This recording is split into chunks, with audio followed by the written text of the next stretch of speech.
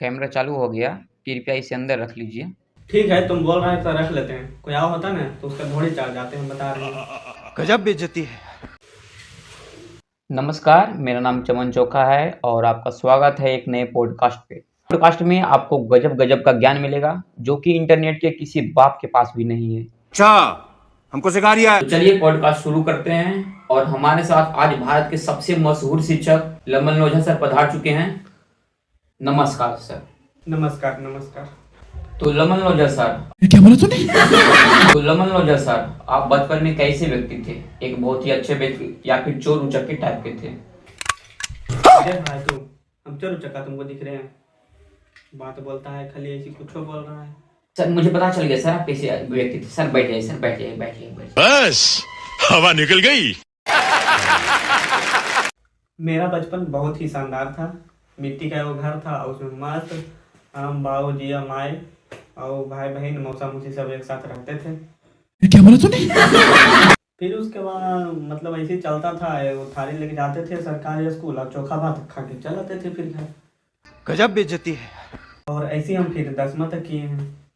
तो आपको पढ़ाई में मन नहीं लगता था कि आप स्कूल सिर्फ खाने के लिए जाते थे? हमने कब कहा कि हमको पढ़ने में मन नहीं लगता है? वो बात था कि हमको स्कूल के टाइम में भैंस चराया जाया पड़ता था तो हम नहीं पढ़ पाते थे। तो आप भैंस चराते थे, तो आपके पिताजी क्या करते थे?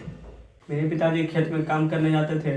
आपको की दिक्कत है? आप भी पिताजी की मदद कीजिए। हाँ, आप लोग भी पिताजी का मदद कीजिए। तो 10वीं के बाद फिर आप क्या किए? तो 10वीं के बाद बाबूजी हमको शहर भेज दिए और बोले कि आईएएस बन के आना बेटा, यहाँ मिट्टी का घर है, क्या ही करेगा, जाओ शहर में आईएएस बन के आना अच्छा से। तो फिर आप शहर में अकेले क्या किए? फिर वहाँ जाके और हमें वो बढ़िया सा कॉलेज में नाम लिखा लिए और सब जहाँ जाता था सब पढ़ने आईएएस बनने के लिए जे ट्यूशन कोचिंग वहाँ जाते थे हम भी उसी पढ़ने। चयन तो मेरा कभी हुआ ही नहीं आईएएस में। तो सर आप शिक्षक कैसे बन गए? वो तो भाई बहुत ही स्ट्रगल वाली कहानी है। टीचर बनना इतना आसान नहीं है। हाँ, वो शिक्षक बनना आसान बात नहीं है, उसके लिए बहुत सारा ज्ञान चाहिए, बहुत सारा। टीचर बनने में ज्ञान का क्या जरूरत है? बस पावर होना चाहिए, आप शिक्षक बन जाइएगा। मजा आया। सर तो आपने स्टूडेंट का कैसे जुगाड़ किया? हम जैसे कि सब कुछ तो पढ़ लिए थे लेकिन सिलेक्शन नहीं हुआ था। हमें वो कोचिंग खोल दिए। हम तो खोल दिए थे लेकिन शुरू में आया ही नहीं है। सबका दिक्कत होता है शुरू में। सर फिर बोलता है बीच में, पहले पूरा सुन तो लो। अच्छा, ठीक सर, ठीक सर, ठीक सर। हम उसके बाद की किए, कट्टा लेके जाते थे और ट्यूशन के बाहर खड़ा रहते थे, दूसरा ट्यूशन के साइड में। कट्टा का क्या काम शिक्षक का? आप शिक्षक हैं, आपको कट्टा का क्या काम? फिर बोलता है बीच में, पहले पूरा सुन तो लो। तो जो बढ़िया ट्यूशन रहता था और वहाँ जब बच्चा के छुट्टी होता था तो सब बच्चा के कट्टा दिखाते थे और बोलते थे तुम कल से पहले मेरा कोचिंग आएगा, ये कोचिंग नहीं आएगा पढ़ने। और सब बच्चा कर करके ऐसे ही धमका के पूरा एकदम कोचिंग अपना भर लिए थे। फिर क्या मस्त चला कोचिंग।